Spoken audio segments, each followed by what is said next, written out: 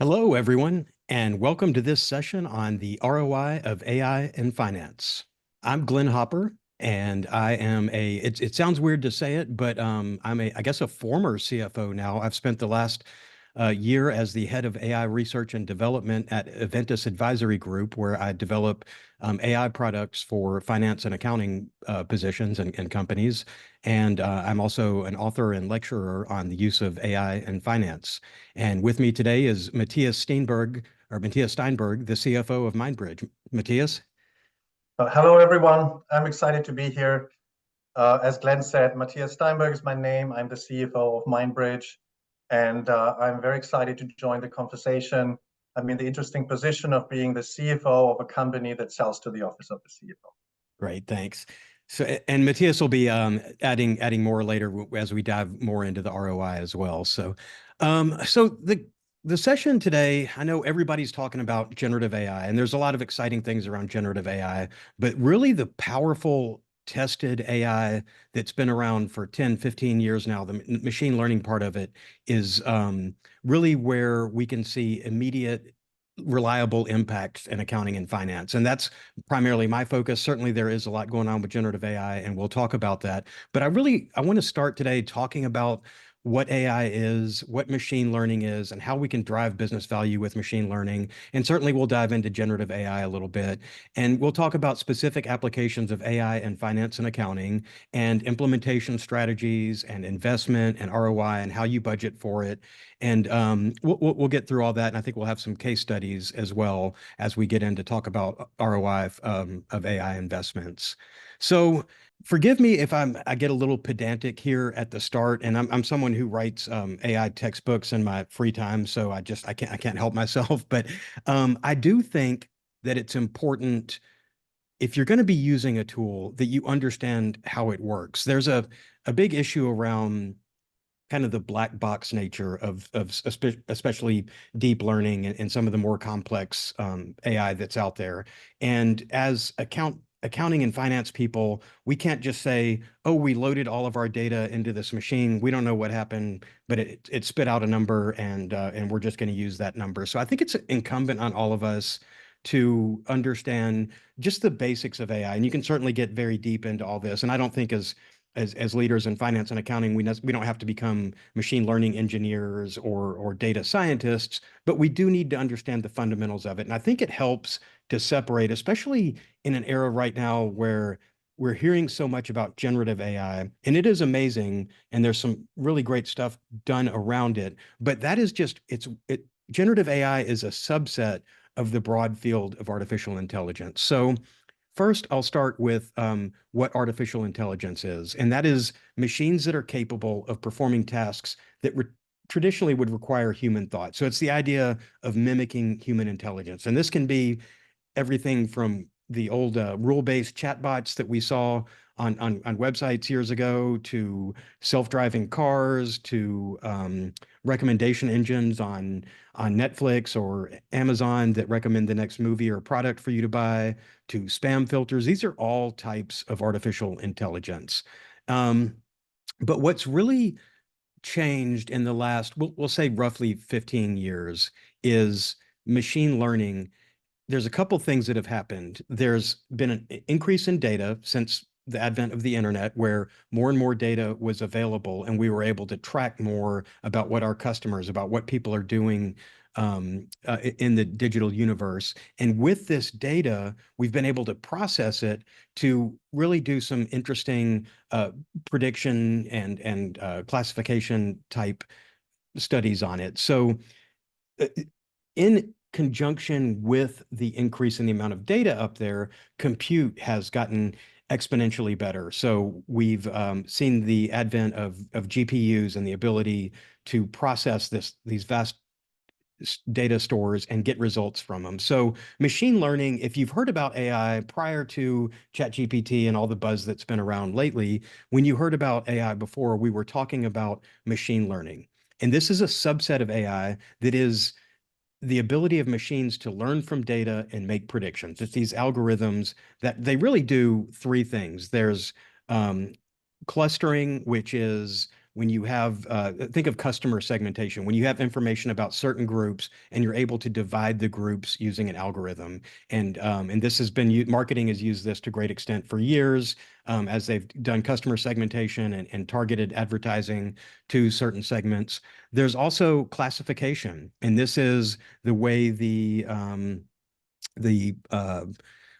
image recognition works on your phone, where if you, your iPhone learns who you are and who your closest friends and family are. And then when you take a picture of them, it automatically classifies them as who they are.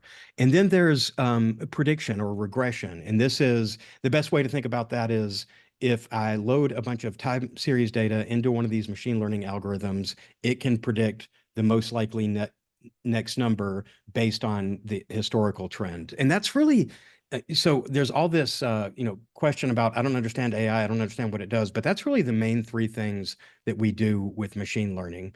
Now, when I talked about the black box earlier, I was talking particularly about deep learning, that is models that are more complex. They can be very good at predicting and classifying, but they're also, the understanding of how they work is a little bit more opaque. And what deep learning is, it's actually modeled after the human brain. It's an advanced form of machine learning that uses multi-layered neural networks to achieve more complex learning. So in deep learning, there's an input layer, and then there's the hidden layers, and the hidden is where the kind of the black box happens. And in deep learning, there's many of these hidden layers. And unlike with machine learning, where we kind of define what the features are that we're going to be making our predictions on, deep learning is able to identify features on its own. And because we don't know necessarily what the deep learning algorithm is going to pick up on, the issue here is that we can't, we lose a little bit of explainability. But if you don't have to have that very cut and dry explainability of the model, it can do amazing things with data, and can find things that humans may not be able to find, just because of the massive compute and data that's available. And so the latest thing that everybody's talking about, and maybe what has a lot of you here today, is generative AI. And generative AI is, it uses deep learning models, massive models with billions and billions, hundreds of billions of parameters. And these models have been trained. The best way to think about what these generative AI models have been trained on is they've basically read the entire internet, is really the way to think about it. And how generative AI is different, whereas with classical AI, predictive machine learning, these models have been able to make predictions based on the data that it was trained on. Whereas generative AI, generative there means it's actually able to generate new content. So the best way to think about generating new content, and this is not generative AI, it's something called LSTM, but essentially what's happening, think of in Gmail or on your phone, the predictive text. When you start typing something, you type a word and it guesses what the next word's going to be. That's a different type of model, and it's not as good as generative AI was. So predictive text wasn't great. I do expect that as generative AI is rolled out more and gets to a point where it can run locally on devices, we are going to see better predictive text in that component. But with generative AI, it takes all the data it was trained on, and it's picking the most statistically probable next word that's going to be in a sentence. So when you think about the chatbots, ChatGPT, Gemini, Claude, all the ones that are out there, they've been trained on all this data. So they have an idea, just because of how much data they've been exposed to, what the next word's going to be. And they use something called reinforcement learning with human feedback to turn them into chatbots that are able to interact with humans. But I'm talking about text-based generative AI, but also there's image-based, audio-based, video-based, and being able to generate this new content is really what has kind of captured the world's attention in recent years, really since ChatGPT 3.5 rolled out about a year and a half or maybe a little more ago now. And generative AI is great. It's got a lot of potential.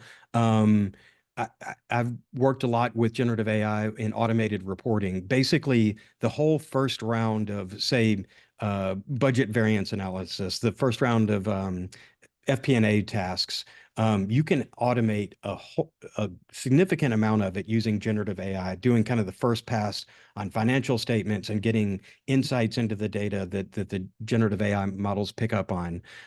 We're also starting to see that you can use generative AI. So predictive analytics is more something that I would consider primarily classical AI, but with generative AI, essentially, your English or whatever your natural spoken language is becomes the new programming language. And whereas to do predictive analytics in the past, you had to have the ability to write Python, you had to have access to data scientists and machine learning engineers. Now with generative AI, with these chatbots, you're able to interact with your data just in your regular spoken language. So really it's democratized. We've been talking about democratizing data for years, but what generative AI has the potential to do is to democratize data science and give us access to these more complex models that we wouldn't have had before unless we were a Python programmer.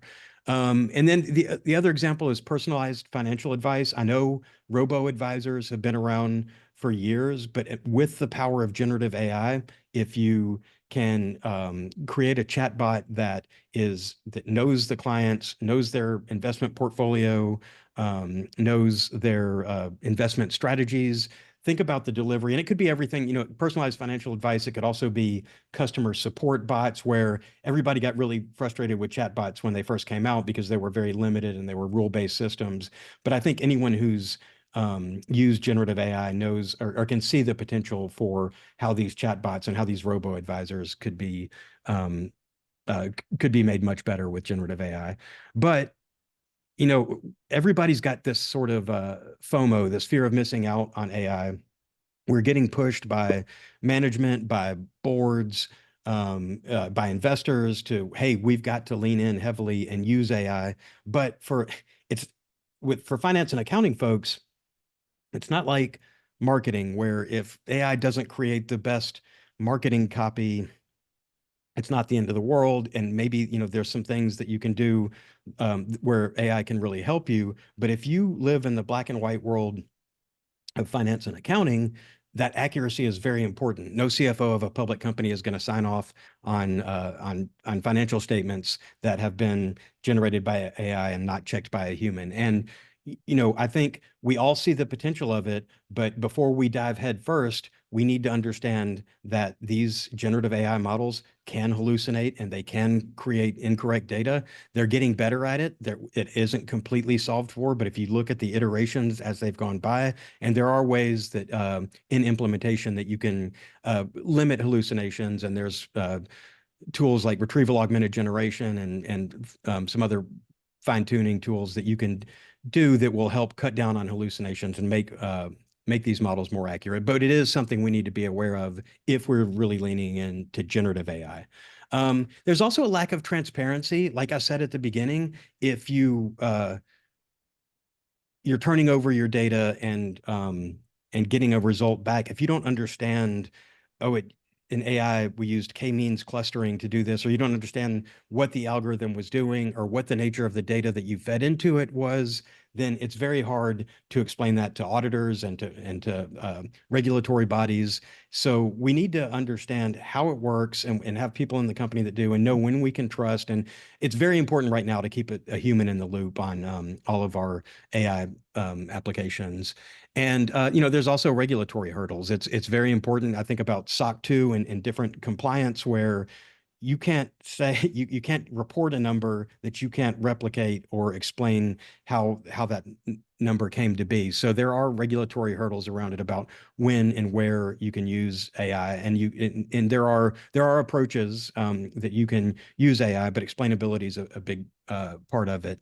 And one of the biggest things that I talk about, so data privacy with generative AI is a really serious concern, because if you are not in a protected environment, whether you're in an OpenAI enterprise or team account or one of the other closed accounts, or using Claude where you've uh, explicitly said, don't use my data for training, or you could be in like a Microsoft Azure environment where you have kind of a closed system where you're using your AI, or you could be running smaller models on local machines or servers. But if you're not doing that, if you're putting information into these LLMs on the web, they tell you right on at the beginning, your data is going to be used um, to train these models. So it's very important to understand and to have policies so that you're not uploading proprietary information into these public sites without understanding where the data is being used. I mentioned before there's issues around explainability and reproducibility, and also with generative AI right now, for a lot of companies, it's very difficult to integrate with existing systems. There's issues with how the AI reads numbers, and there's sort of the vectorization of the data, and it's complex. It's not something that someone in finance and accounting is just going to implement and roll out by themselves. So that's also something to keep in mind. So as I said all that, I hope I didn't scare everyone, because I do think there's a lot of potential, or maybe maybe being sufficiently scared, but not, just burying our head in the sand on it. But I do want to back up and talk about, I see great potential. I talk about it every day, great potential in generative AI, but we've already seen for kind of classical predictive AI and machine learning, we've seen great results of that over the last 15 years that are well tested and understood. So think about fraud detection. We've for years been using machine learning algorithms to analyze patterns, identify potentially fraudulent activities, and machines are so much better at identifying these patterns than humans are. And we can do it so much faster with so much more data in real time. And same with risk assessment. So I work with a couple of credit unions and banks right now, and other financial services companies. And we're looking at, I want to know, we are keeping humans in the loop, and there are risks around this, but with credit approvals. And you think about a credit score and a typical bank situation where you've got the credit committee and the loan approval committee and all that, with where we're going to approve loans. And there's I know there are rules around that, but there's also some subjectivity. And we keep in the companies I'm working with, we're certainly keeping humans in the loop. But if you have more insight, this risk assessment using machine learning lets you make more data-driven decisions. And so that's just an area, and that's one that's been around for years. Process automation, really big. I think, for years, RPA, robotic process automation, was kind of the state of the art in process automation. This is an area where I think generative AI is really going to be helpful, because if anyone who's been through an RPA implementation, you know how difficult it is to set up and how particular you have to be. It's very rule-based, and everything that it goes through. And I do think in generative AI, we're going to see a new round of automating repetitive financial tasks and processes by and by analyzing historical data patterns. So I'll even say anyone who's used any of these SaaS tools for expense classification and tracking employee expenses, those are using classical machine learning to categorize your spend.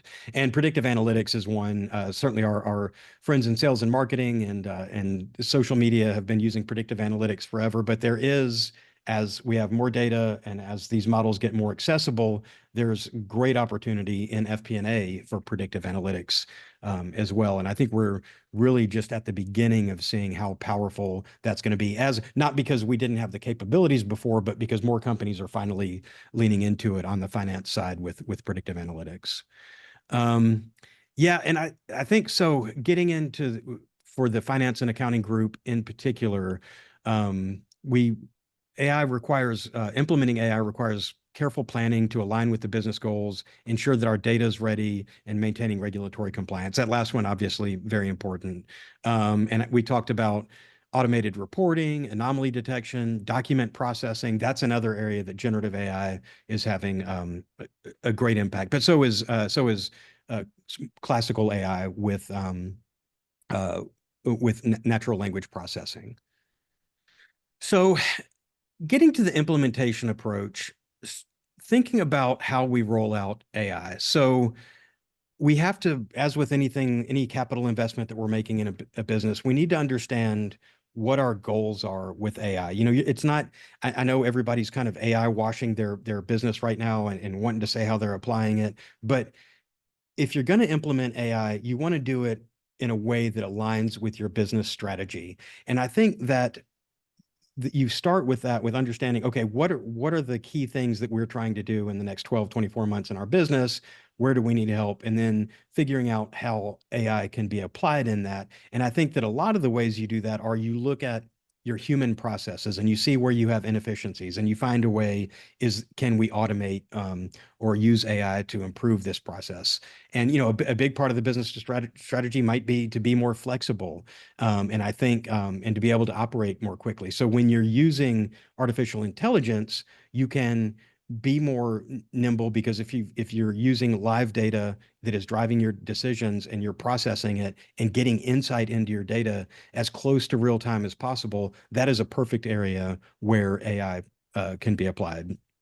And secondly, I think when you go to implement AI, I'm an agile guy in software development. I know there's probably not a lot of software folks on here, but thinking about designing a software project, or even really any kind of project management in your company, there's this classical way of this waterfall approach where you just map out every single step that you're going to do. And it's great to sort of have this guideline of this is what we want to do with AI. But if you try to eat the elephant all at once and say, we'll be ready to go when we've completed all these things, then it becomes a kind of a slog, and you don't start seeing the impact until you've addressed everything. So for the implementation, what I always look for when I'm going into a company is, what are some quick wins that we can get? What are some things that and think about it as a matrix of sort of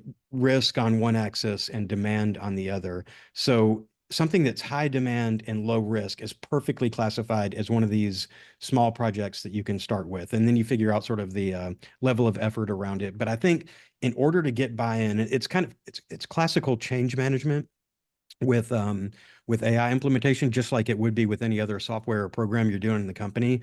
You have to get buy-in, and the best way to get buy-in is to find these quick wins with your project. So I think you align with the business strategy, identify areas where you could use improvement, stack rank the projects you want to do, and then find some that could be done relatively quickly and at a lower cost, so that you can show the impact.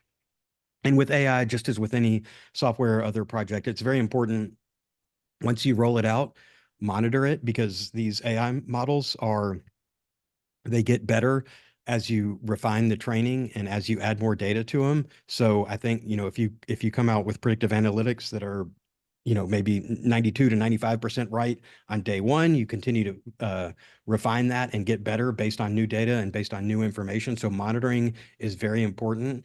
And I think the last thing here I've got is scale. And that's because I say you don't want to just start broadly just throwing this across the entire company and hoping it works. I think there are iterative steps that you get to, and then once you kind of prove in all of them, then you have transformed the whole company and you've had wins along the way. So you're not just waiting for this final massive approach in delivery. Okay, so we are, for those of you who need CPE credit, we are to our first polling question. And this one is, in what ways can artificial intelligence and machine learning help increase value in your organization? And we'll give everybody about 30 seconds or so to answer this, and then I'll move on. Okay, quantifying the value of AI investments. So this is for all the CFOs on the call today.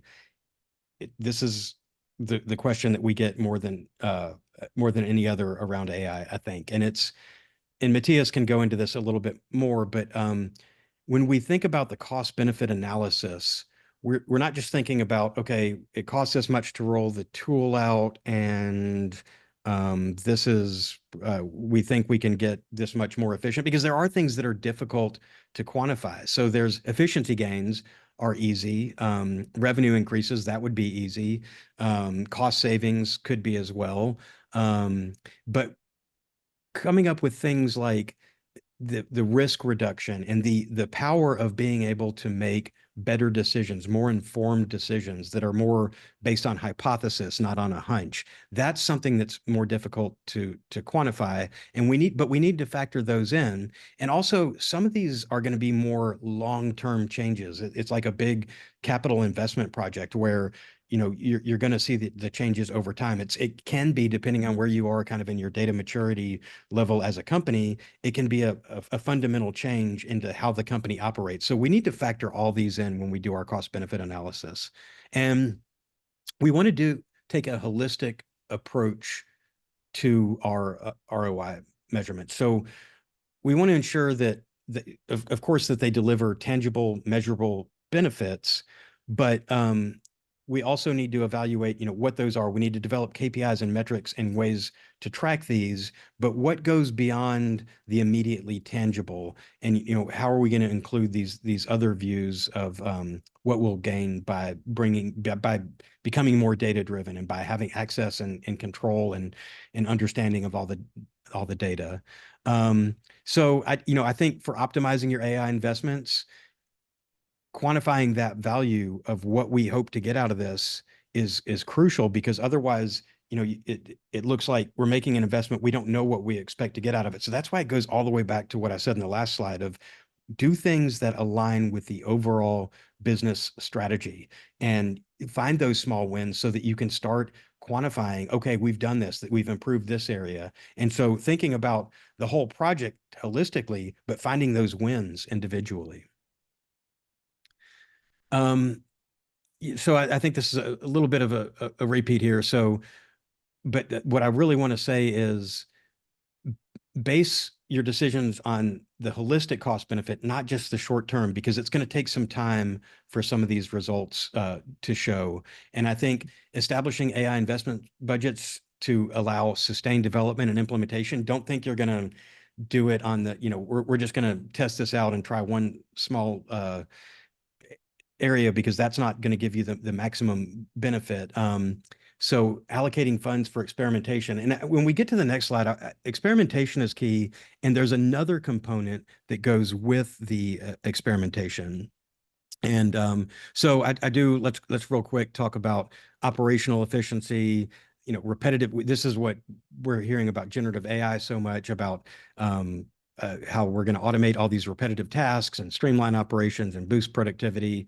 But some of the next two we don't hear about as much, but we really need to think about these: the informed decision making, AI-powered analytics giving you deeper insights that'll guide your strategic decisions, and there is a value to that. And driving innovation by creating novel products, services, and business models that come out of traditional AI and generative AI going forward. Okay, let's get polling question number 2 here. Which of the following is the primary factor when budgeting AI technology investments? Okay, so as you budget for AI investments, we've talked about the holistic evaluation. We've talked about the strategic budgeting. On this slide, I want to talk about experimentation and continuous learning. So there is a reskilling and upskilling component that we have to consider with our employees. And this continuous learning that's how you get to a culture of ongoing AI education and skill development. So there's webinars like this, but there's also training. There's training can be on how to use generative AI, but understanding more what you can do with data, bringing in new data experts and your financial analysts, giving them the training on how to expand beyond just using Excel and whatever current tools they're using into a more data science sort of BI approach to what they do. And as you have this continuous learning, that's going to drive the experimentation. Once your employees understand more and more how to use the tools, they're going to find more possibilities for it. So if you guys want, take a screenshot of this. In the interest of time, I do want to wrap up pretty quickly on this slide before we turn it over to Matthias. But I guess as we calculate the ROI for AI projects, we need to begin with identifying the risks, data privacy, everything that we talked about before, assess the impact, and develop mitigation strategies around this risk. We want to do that before we dive into the program. And then it's very important to establish, just like with anything else, the objectives and metrics. How are we going to measure the success of this? And then you want to get, as part of the change management, you want to get the stakeholder analysis and buy-in. And then it's, I'm preaching to the choir here, but before we're going to see the financial impact, we need to know the baseline, our historical performance data for cost comparisons pre and post implementation. And before, some might argue that this data quality and availability step could be moved up earlier in the process, because the AI models are only as good as the data on which that they are trained and fed. So this data quality and availability, before you start, you need to understand where you are in your company's sort of data maturity level. And then you come up with the costs, the direct financial benefits, and the indirect and intangible benefits. And then, we get sensitivity analysis, all the stuff we know. And then, as we move forward, kind of the continuous monitoring, evaluation, refinement, and improvement. Okay, one more polling question here. What is the biggest challenge within your organization as it pertains to adopting AI technology? So these are all four of these are ones that I hear a lot. I mean, I think it'll be interesting to see what the poll comes back with, because there is some confusion around cost and people not understanding what they need to do and where they need to spend on it. And there are people, especially in finance and accounting, we're risk averse by nature. Change management can be its own issue, and data quality. If you don't have great data, it's very hard to make these AI tools work. And so there's, maybe some data cleanup and quality that has to happen. And then integration with existing systems is certainly one as well. Okay, well, that wraps up. Hopefully, Matthias, I've left you plenty of time here. That wraps up what I was going to cover, and I will now turn it over to Matthias to dive a little deeper here. Well, thank you very much, Glenn. That was great. I would like to add a few learnings and observations that we've gathered and that I have gathered along the way as we are on a journey with our customers of developing solutions to their problems based on our technology. And before I start, I just wanted to and get a little bit more practical. And by the way, I will try to keep or will basically stay in time, and we'll open it up for questions in the end. I just wanted to zoom out a little bit. I had the chance to attend the Gartner CFO conference last May, and I was really interested to see what the discussion is. I wanted to talk to my peers. I wanted to understand what are they working on in relation to AI, implementation of AI, and what are their biggest obstacles that they see. And AI clearly was the #1 topic that was discussed. And the two main questions that clearly emerged, in my view, were use cases. What are use cases, and where can we use AI? What's ready for prime time? And the second one clearly was ROI. I think that's what Glenn mentioned that as well. ROI was a very prevalent question. And interestingly, it was very clear that folks actually realized that calculating the ROI of AI investments or AI tooling can actually often be harder than what they're used to when we do in finance an ROI calculation on another or an infrastructure tool, or replace an infrastructure tool that we already have. At the same time, a second thing has been happening in MindBridge. As we develop more and more into enterprise, we have more and more customers coming to us and actually asking us, like, help. I love the product. I can see that it allows me to do a lot more than what I've been doing before. But I need to also put some tangible and quantified value on it as it relates to our internal processes, as it relates to resource allocation. And that's absolutely understandable and correct. So we have, as a company, been increasingly involved with our customers and started to wrap our head around and become a company, I think. And if you attended Karthik's session, that is very much, I'm echoing very much of what he was also talking about, is that I think it's typical for a tech company to be very feature and performance focused. I think we've been on a journey to transforming to be much more value focused, which is tightly related to ROI. So what helped me was actually, this is a framework from that Gartner uses and introduced. It basically segments the AI tool landscape into two big buckets, what they call everyday AI and what they call game-changing AI. Everyday AI being mostly an efficiency gain in what we do already today. So do what you do today more efficiently.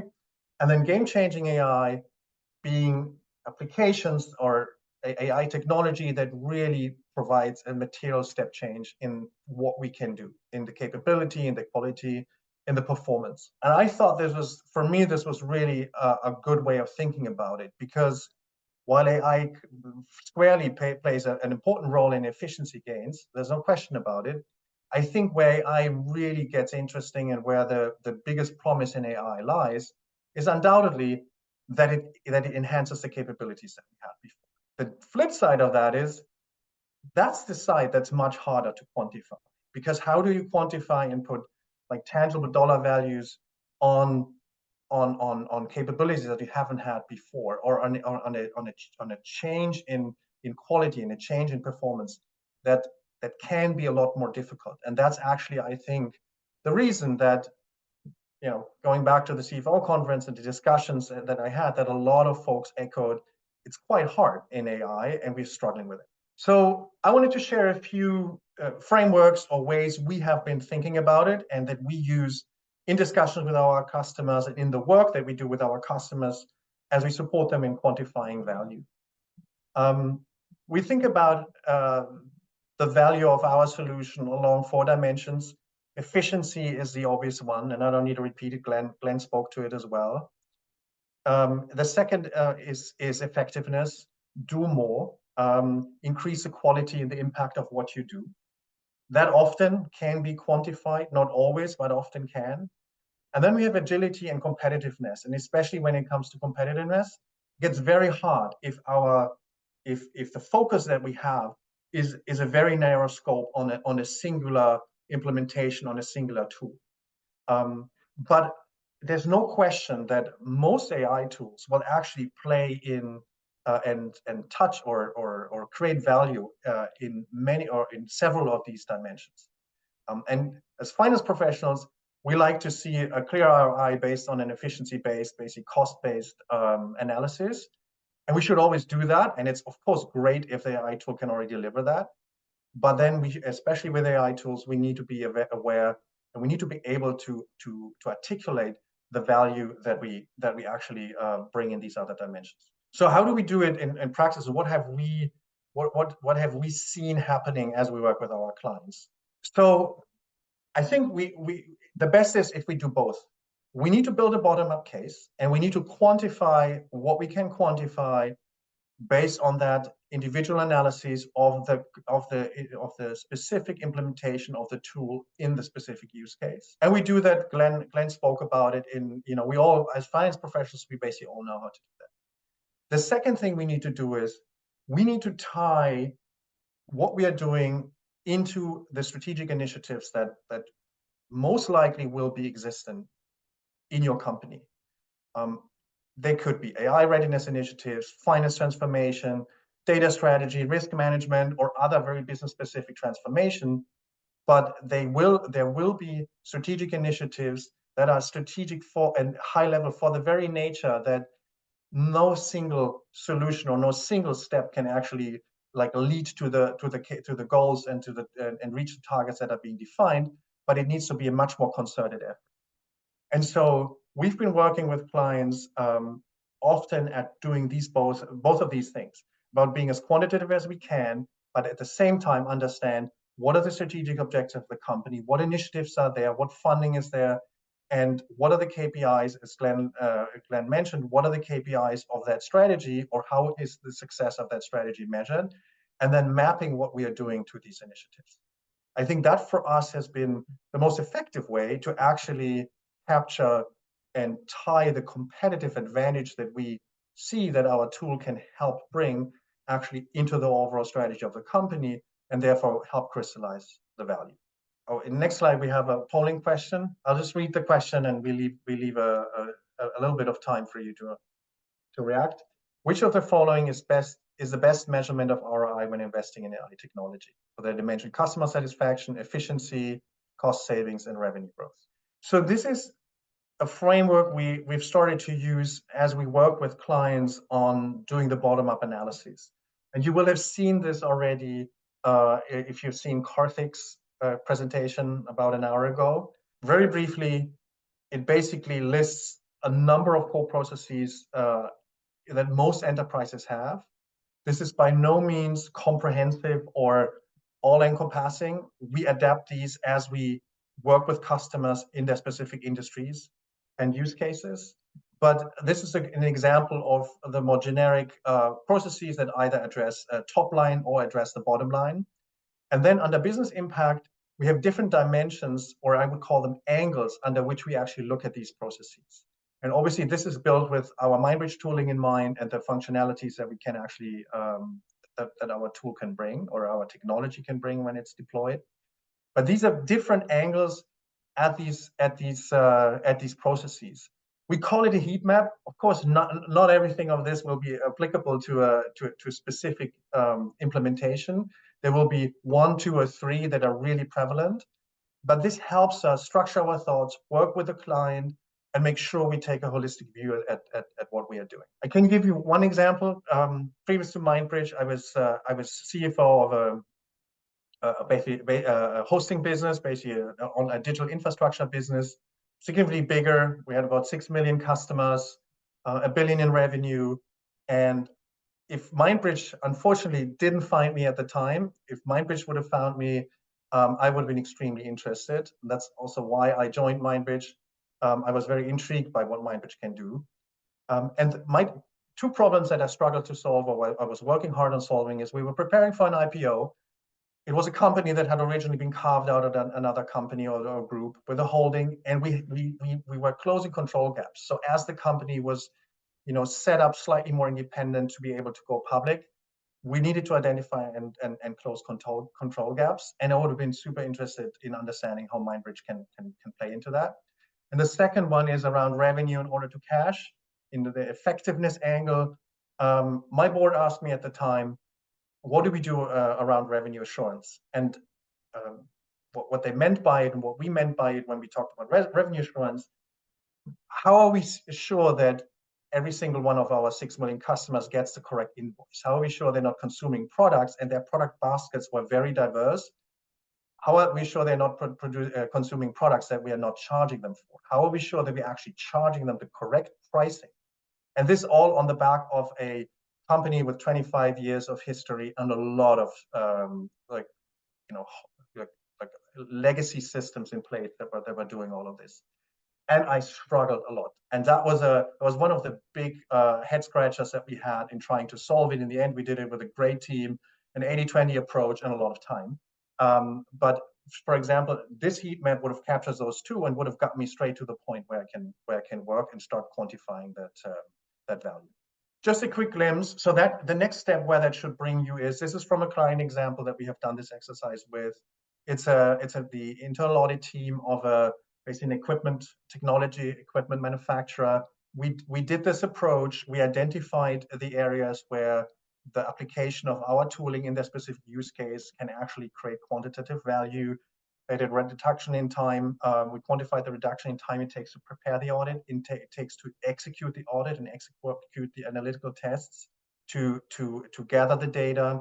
And then we have also more aspects captured that are in the effectiveness and agility buckets, which would be, what is the quality of what we're actually doing here? There it gets already a bit more difficult, but I think it's also fair to have an expert assessment on what the quality is if you cannot exactly measure it. And for example, the team went from an annual procedure for key risk analytic procedures to monthly, which again is is a huge improvement in agility. And all in, we worked with the client to tie that into their overall company goals that they had set on a much higher strategic level. Good. So that's what I wanted to contribute to the discussion, give you a little glimpse of what we're working on. I think the last thing I will say is for MindBridge, the topic of value has really become almost an ongoing discussion with our clients, because we see that once they start deploying MindBridge, of course, it's often one piece of what we can do, and we start evolving and developing with the clients and enlarging and basically working towards what I get most excited about is which we call the bridge, which Karthik spoke to today. So it's actually become from and morphing from that point in time pre-purchase ROI or shortly post-purchase ROI one-off calculation becomes much more of a conscious, ongoing work with our clients. That's really essential for them also to be successful internally with our product. So I do think we do have some questions, and we do have a few minutes for more questions to come in from the audience. But Matthias, you and I talked ahead of the presentation, and one of the conversations we had was around generative AI versus the classical AI. And I think for someone like MindBridge, it's probably great that generative AI is out there and it's got more people thinking about AI than they ever have before. But I do think also, if someone, this is their first, they've heard about it, but this generative AI is their first exposure to it. Like, are you finding in the marketplace now, how are you explaining to people, yes, generative AI is great, we'll figure out stuff with that, but here's what you can do with classical AI machine learning, sort of the predictive and what MindBridge does. How's the market reacting when you talk to people about the services that MindBridge brings? Yeah, Glenn, so you're really scratching on a really puzzling observation. I think that generative AI has really exploded that interest in AI. For us finance professionals, in a nutshell, one of the biggest challenges is that generative AI, by definition, is non-deterministic. Finance, we do tend to like it exact and repeatable. And so that's where AI shines as well, but it's not generative AI, it's machine learning, right? And all the variants that you described. So I think there's a bit of confusion, and sometimes, especially in the finance area, people are disappointed when they start trying to work with ChatGPT. But it's really important to understand what are the strengths of that technology and where is machine learning or deep learning or other AI technologies actually more powerful. And this is really the machine learning technologies have been developed since the 70s. I think it hasn't been this like sudden explosion that has brought it into the limelight. But definitely, I think the two will more and more be combined. That's also what we will work on at MindBridge. Will more and more combine to actually combine both strengths to have a very deterministic, a tooling that's very good with numerical data, with that all the strengths that a generative AI tooling can bring.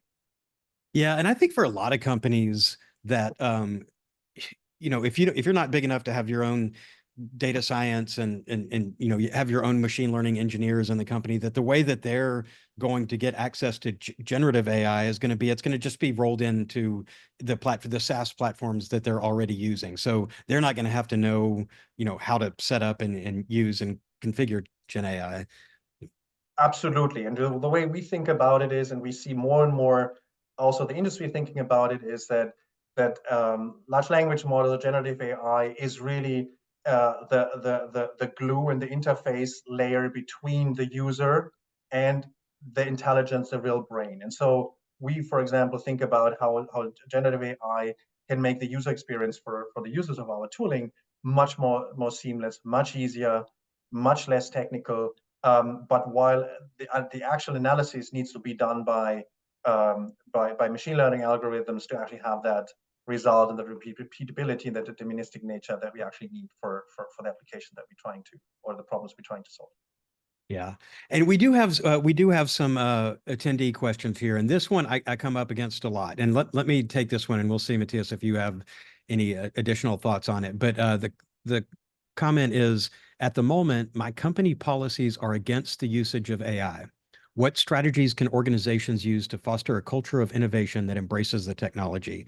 And we're seeing studies all the time, and the numbers of people who are using generative AI at work for work tasks keeps going up. So my approach is, companies' leadership needs to have a policy that gives guardrails and some kind of sandbox where employees can use generative AI. And because a couple of reasons, I think that what we're going to see is, if you have a draconian or a policy of just no generative AI whatsoever, employees are using it anyway. They're finding ways, and this is outside of finance and accounting, maybe it's other departments more so, but there certainly are applications where people in finance and accounting could be using it. But I think if you try to lock the employees down, you're going to find them going out and breaking the policy. And if they're doing it outside of your policy, then you've got real data privacy concerns, as if they're just uploading stuff into the regular,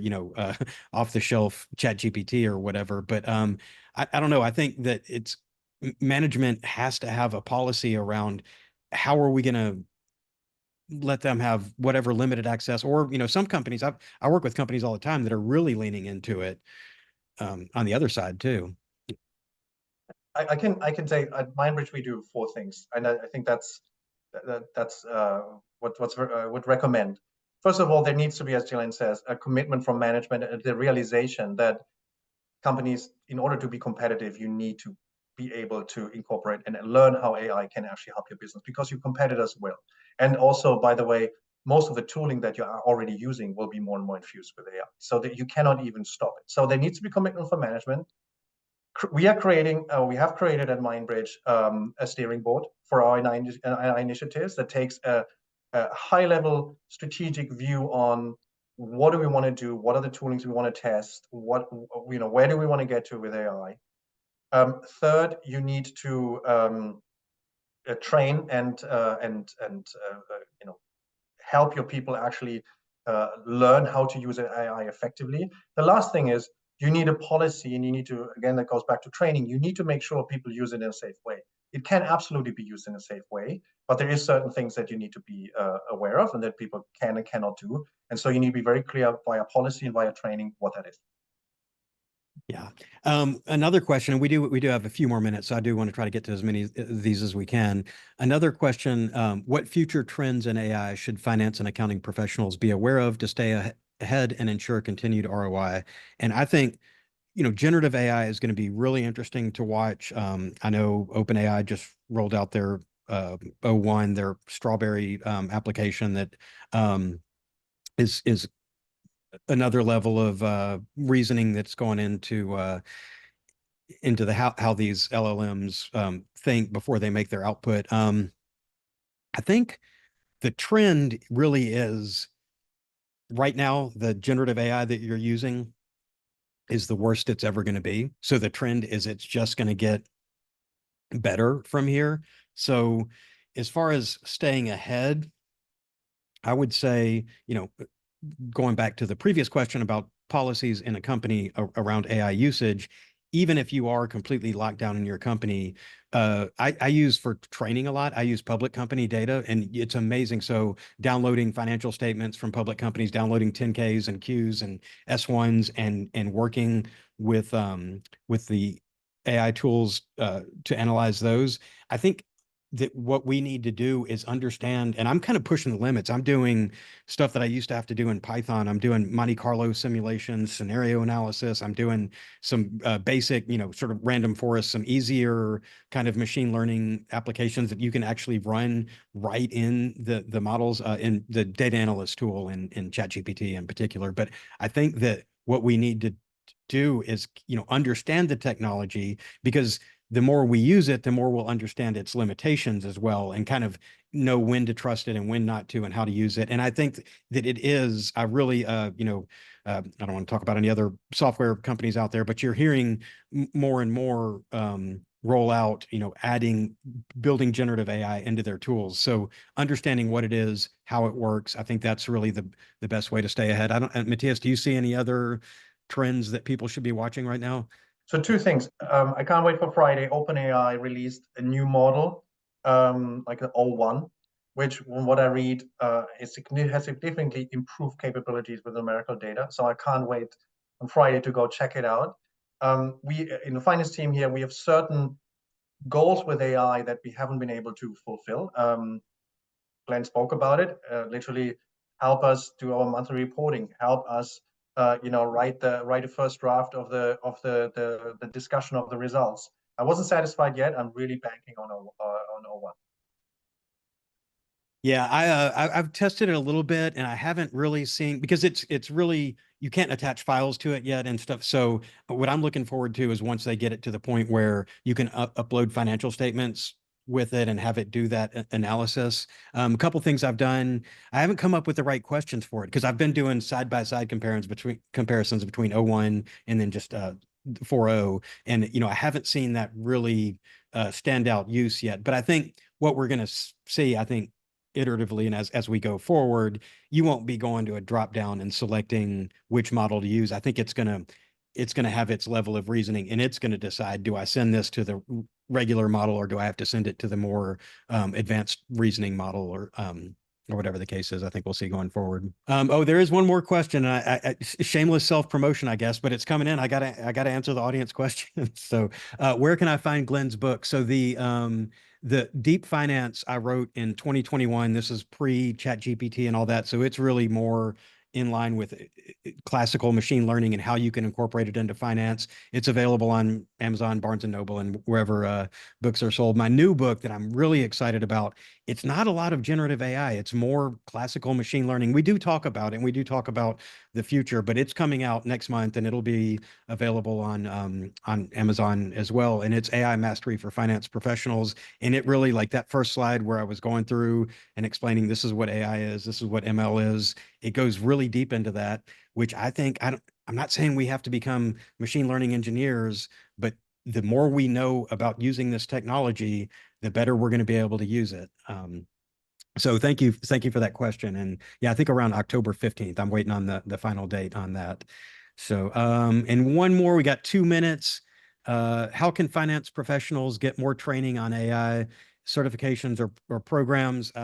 I don't want to keep just plugging myself on here. I offer training through Corporate Finance Institute, through AI CPA. Tom Hood, who was here yesterday, I work with him on some training through his organization. I think Coursera is a great resource, LinkedIn Learning. As far as certifications go, it's nice to add it to your LinkedIn profile, but really it's just about getting the information. And there's, maybe if anybody wants some more detailed recommendations, feel free to reach out to me on LinkedIn. I've got, there's all books, podcasts. If you really want to geek out on this stuff, I could give you a laundry list. And with less than a minute left, Matthias, any final thoughts before we go? So we use Coursera, and also what we do is we are promoting the sharing of learnings across the organization. And I think this is obviously not only finance internal, but everyone has at times these learnings when in figuring out how an AI tool, how ChatGPT, for example, can help in a specific task that's relevant to others as well. So we have created forums where actually our team can share what they've learned, which I think is a really effective way of making sure everyone gets into that mindset of experimenting, that Glenn spoke about, that experimenting, figuring out how a current tool can and Gen AI can actually enhance the work, and then sharing it that others benefit as well. Right. Well, Matthias, I really enjoyed doing this with you, and thank you to all the attendees, and what a great conference. Thank you very much, Glenn. This was great. Yep. Thanks, everyone. Thanks, everyone.